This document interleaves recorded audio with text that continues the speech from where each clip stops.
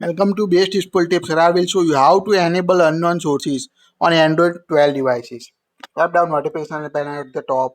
Tap on a setting gear icon. Scroll down and tap on apps. Here you can see list of different apps. Scroll down again. Tap on a special app access at the bottom end of the page. Here you can see different special app access settings. Here you can see install unknown apps option at bottom. Tap on it.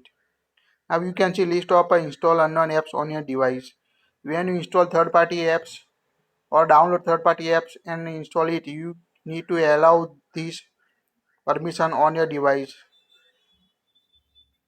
You can also use other app settings. Go to settings,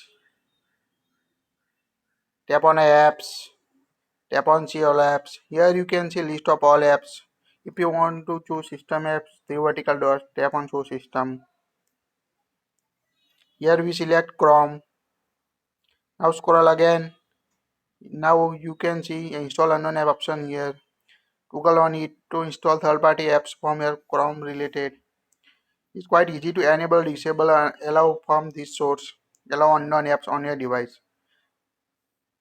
That's it. Please like it, share it.